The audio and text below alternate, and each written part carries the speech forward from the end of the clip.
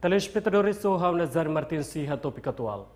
Presidente da República Ramos Horta Kondekora Primeiro-Ministro Malasia Dato Sry Anwar Ibrahim com Medalla Grau Kolar Orden Timor-Leste. Quarta-feira, semana antes, Primeiro-Ministro Malasia Dato Sry Anwar Ibrahim, filha ricas da Malásia. A agenda ICUS participa em a palestra presidencial Tina Rua Runul Lima Série 4, com o título Ásia no papel Timor-Lesteniano. Oportunidade e a sessão de palestra, Presidente da República Ramos Horta Kondekora Primeiro-Ministro Malasia Dato Sry Anwar Ibrahim com Medalla Grau Kolar Orden Timor-Leste. Nesse símbolo reconhecimento no agradecimento a Ibrahim no Malásia e amizade, nebe clear com Timor-Leste. No mostra apoio para o desenvolvimento timor-lesteniano, no integração Timor-Leste para a Ásia no regional. E o discurso Primeiro-Ministro Malásia Dato Sry Anwar Ibrahim foi agradecer para o Estado Timor-Leste. Também reconhece a contribuição nehanesan honrado para o povo Malásia. Também e a esperança, cooperação entre a nação, rua segura silitan e a futuro. Excellency President Ramos Horta, Excellency Prime Minister Honorable Usman, Deputy Prime Minister, fellow ministers, ladies and gentlemen, thank you very much for this rare privilege and opportunity on behalf of my country, Malaysians. I am humbled by the invitation to deliver presidential lecture and the conferment of the Grau Kolar of the Order of Timor-Leste. Of course, it's a singular honor, although frankly I've done so little for Timor-Leste to deserve such an honor.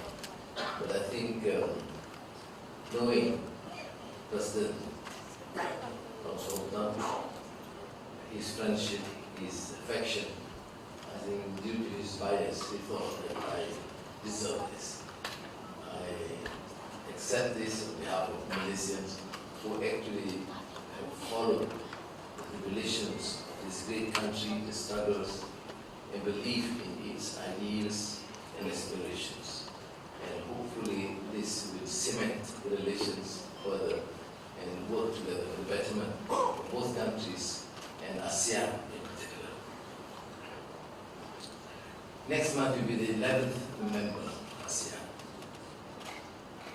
In May, the ASEAN Community Vision 2045 was adopted, charting the future direction for the next 2 decades towards realizing a resilient, innovative, dynamic, and profoundly people-centered community. It also envisions a developed ASEAN as the epicenter of growth in the Indo-Pacific region. This is not a new exercise in rhetoric, but a clear and bold statement by ASEAN of its sense of self. As co-chair of the high-level task force for the last few years, Malaysia was deeply cognizant of both the realities and the significance of 2025.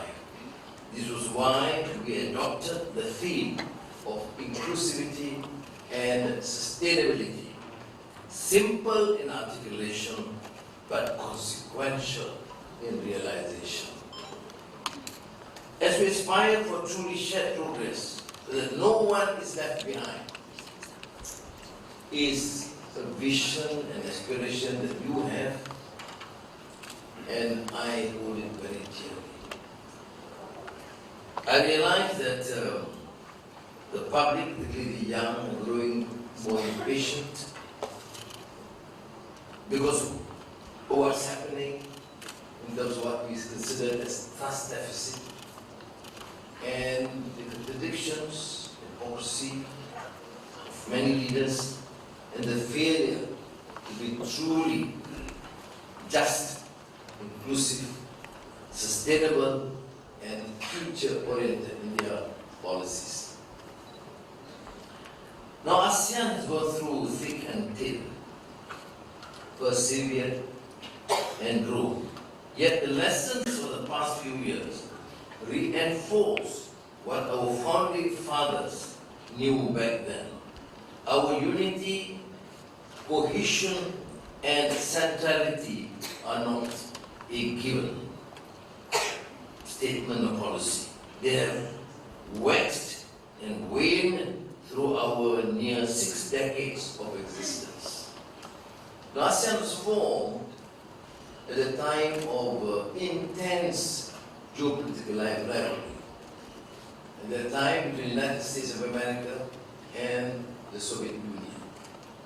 Our forefathers has that wisdom and vision to realize that this region must retain its vigor, peace, and a zone which is peace and neutral.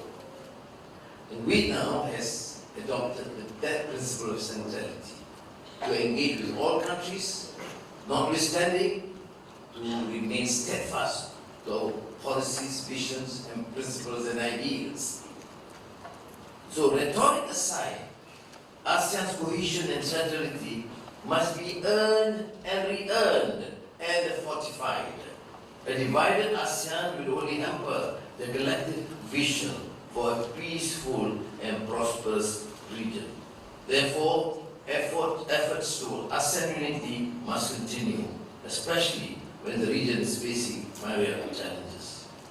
The rise of transnational crime, divisive great power rivalry, economic inequalities, double standards, hypocrisy, or whatever contradiction in the application of international laws and norms. These are formidable challenges and require earnest resolve to overcome. But even more intractable and insidious are the atrocities perpetrated against the weak and the downtrodden. Basically the poorer countries, and worse, the genocide inflicted on the Palestinians. The people of Timor-Leste do not need to be told and lectured on what is to be oppressed or jailed. To be persecuted or to have violence and bloodletting inflicted on them, for you have gone through and suffered the mayhem and atrocities. But you have also emerged stronger, more durable, more resolved, not to have such cruelty being perpetrated against you or any other vulnerable people. And while some nations have demonstrated moral cowardice, in spite of being even more economically advanced than Timor-Leste, you have demonstrated the courage of your moral convictions against cruelty and sheer injustice. Thank you, Mr. President and Prime Minister, for consistently voicing them. And I heard you for the first time in Jakarta. New member, but adamant, tough, as always, and please do remain so, particularly when you are part of the ASEAN 11.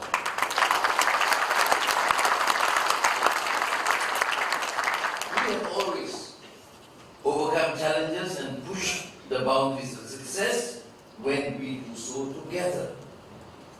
Now, when we pit one against the other or work to exclude some from cooperation and progress, we will continue to have a problem. So when people ask me, Anwar, why is it that you're so adamant in ensuring that Timor-Leste becomes full member of ASEAN as soon as possible? My view, my answer is simple. Whether the country is newly independent or relatively poorer is insignificant. It is on the cusp. But it was a great experience in Parliament to see all members of Parliament agreeing on one thing. Durante o primeiro-ministro Malásia em presença em Timor-Leste, ao encontro bilateral com o presidente da República Ramos Horta, o primeiro-ministro Kairala Sanana Guzmão, onde continua a reforçar a cooperação, mas para o setor Lima. Antes, o primeiro-ministro Malasia Ibrahim, o sequela Timor-Leste a filha ricas da Malásia, com sentimento contente do povo Timor-Leste na hospitalidade, durante a visita a Timor-Leste no Rua. Espera o povo Malásia mais contente até continuar o Timor-Leste na adesão permanente para a ASEAN. Reportagem Domingos Amaral, TVE.